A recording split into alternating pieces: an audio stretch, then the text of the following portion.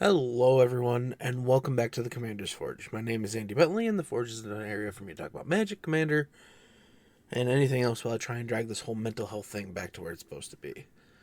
Now, have not recorded in a little bit because I've been feeling really sick recently. But let's get back into it. So, with the upcoming release of the Final Fantasy Universes Beyond set, I want to start by saying I'm actually really excited for the set. Final Fantasy has been some of my favorite games over the past, I don't even remember how many years.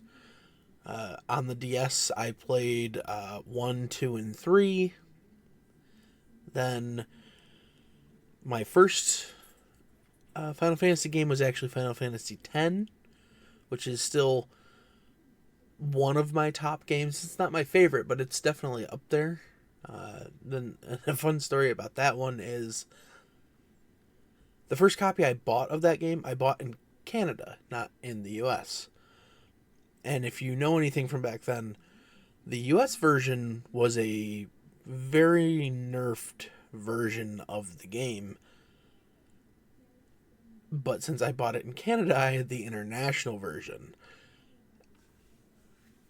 And eventually, when that disc no longer played and I had to get a replacement copy, I was like, this is not the same. And that's when I learned about that difference. But continuing, I played 10, 10 to 12, 13, 13 to 15. I have not played 16, but I do have it sitting on my shelf as something I would like to get to eventually. I've played original 7, the 7 remake, 8. I have not played 9 yet, but I think it's in my Steam account. I just haven't gotten around to playing it. So, needless to say, I am a fan of Final Fantasy. So, getting to see those cards translated from their games is something I'm actually really interested in. And so today I'm just going to go through some of the cards that have been spoiled that relate to games that I've played that translated to cards that look interesting, and I'll go from there. So, first up, I'm going to kind of go in WUBRG order for the first bit, and then I'll get into some of the other stuff later. So, for white, I picked out Snow Villers. 2 and a white for a star 3 human rebel monk. He has vigilance, and his power is equal to the number of creatures you control. So, nothing flashy, but if you know anything about 13, Snow is nothing flashy. He's just a guy who likes to punch things. So it all kind of works. Moving into blue, I wanted to talk about the summonings, so I actually picked up Summon Shiva. 3 blue for a enchantment creature saga elemental. So when the saga enters and after your draw step, you add lore counters, and you sacrifice it at 3. So for 1 and 2, she has Heavenly Strike, which is tap target creature an opponent controls, put a stun counter on it. And then at 3, it has Diamond Dust, draw a card for each tapped creature your opponents control. It's real simple. And thinking about how the summons typically worked in Final Fantasy X, which is the one place where I really utilized summons, this kind of makes sense because you just kind of use them until you fill their overdrive thing, then they overdrive and then typically get taken out after that. Now for black, I went with an interesting choice. I picked Jecht, Reluctant Guardian. 3 in a black for a 4/3 human warrior. He has menace, and whenever he deals combat damage to a player, you can exile it, and then return to the battlefield transformed under its owner's control. So, Jecht is the main character in his own story, but he is Titus's father. So when he was transported to Spira, he became a guardian because Braska heard about a guy who was arrested saying he was from Zanarkand. But when it transforms, it becomes Braska's final Aeon. So, again, Aeon is a enchantment saga. So, at 1 and 2, it has Ject Beam. Each opponent discards a card and you draw a card. And at 3, Ultimate Ject Shot. Each opponent sacrifices 2 creatures of their choice. But yeah, so that's what I had for black. Now, looking at red, I had to pick up Vaughn Street Thief. 2 in a red for a 2/2 human scout. Whenever one or more scouts, pirates, and or rogues you control deal combat damage to a player, exile the top card of that player's library. You may cast it. If you don't, create a treasure token.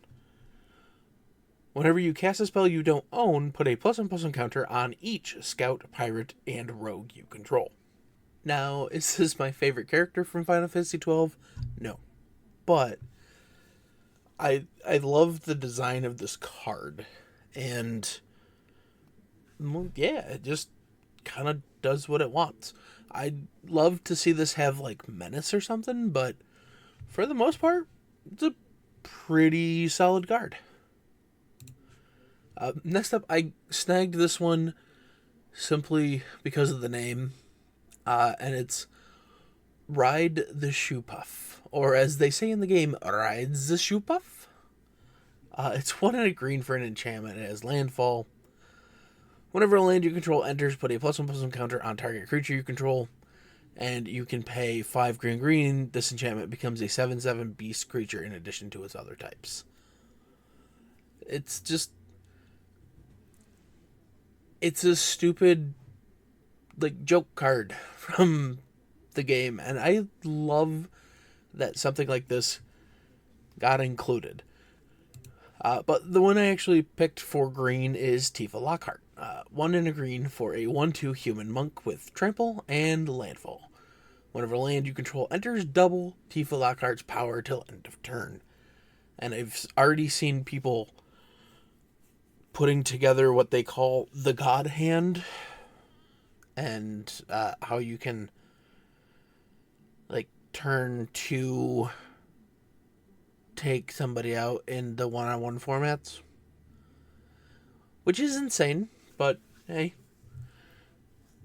people are gonna want to break cards. I don't know that I would want to use this as like a commander,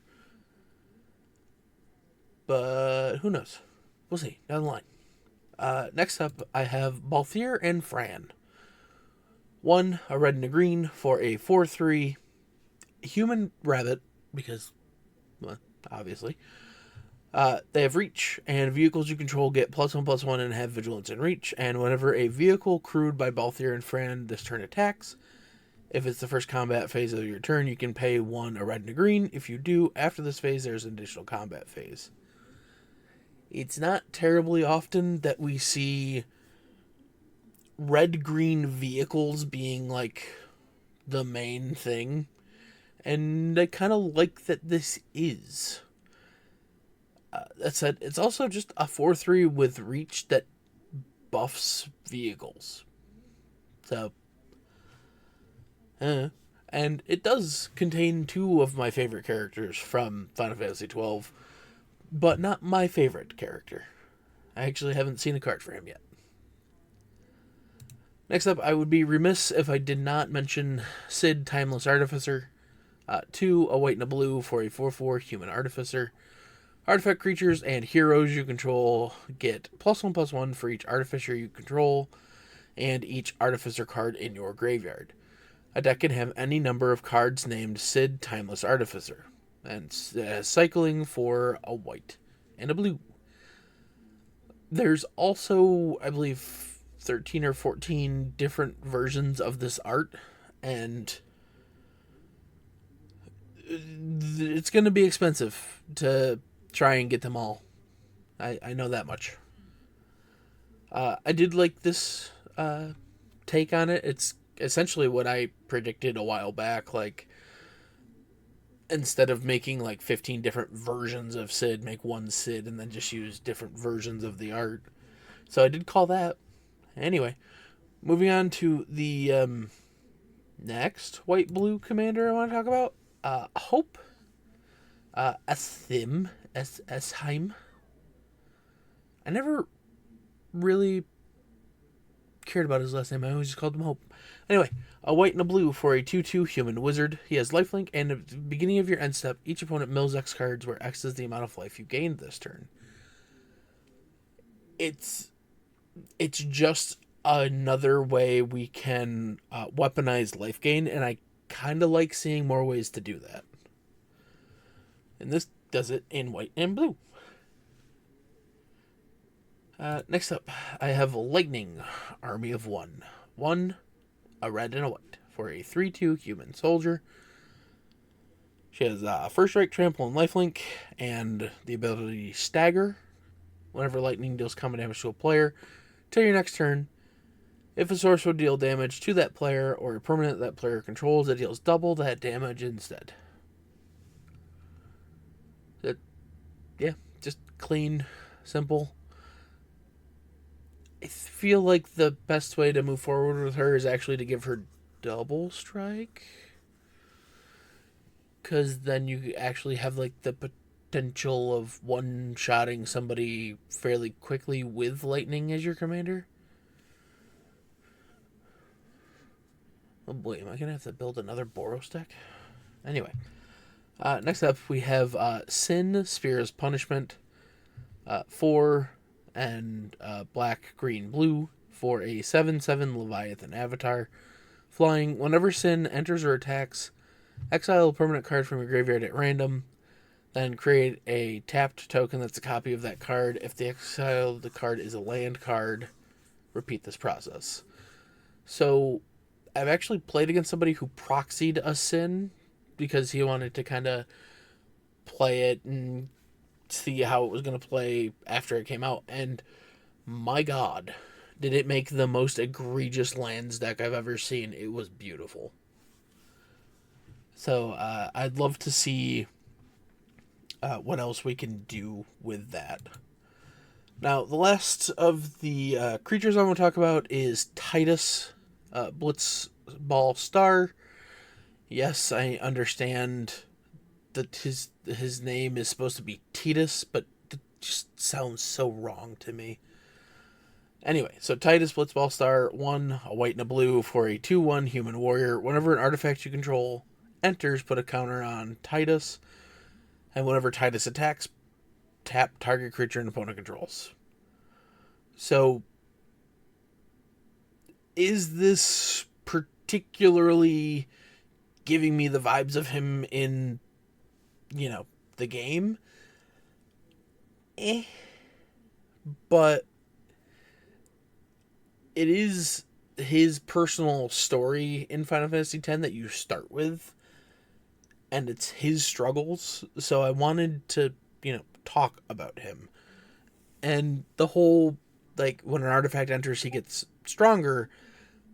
Technically speaking, that does happen as he progresses and collects, better weapons. So, yeah, the whole, tapping him thing, that does really relate back to the Blitzball player. He's one of the best shots in the game. So, yeah, it kind of makes sense. Now, I did have one more card I wanted to talk about. It's an artifact. It is the Buster Sword. 3 mana for an equipment. Equipped creature gets +3/+2. And whenever the equipped creature deals combat damage to a player, draw a card, then you may cast a card from your hand with mana value less than or equal to the damage without paying its mana cost. Equips for 2. So there's several places that I can think of that can hit hard and then just drop whatever you want. I just want to put this on like an Ulamog and then, drop an Emrakul. Like, plus it's arguably one of, if not the most recognizable equipment from Final Fantasy. But yeah, that's kind of all I wanted to talk about today. I'm still struggling. I'm hoping this weekend I can just rest and relax and get through whatever the hell is trying to work through my system. With that said, I'm going to end this one here. It's going to be a little on the short side, but I don't think that's a problem. Anyway, I will see you hopefully next time. Bye-bye. Thank you for listening. All of my links can be found in my link tree in the description below. I would like to thank Ian Foss and Cody Mulvey of the band The Crypt for allowing me to use music for my opening and ending, along with Nate and Erica Jacobs for making my original logo. And I would also like to thank Christina McNichol for creating my new logo. And I'll see you next time.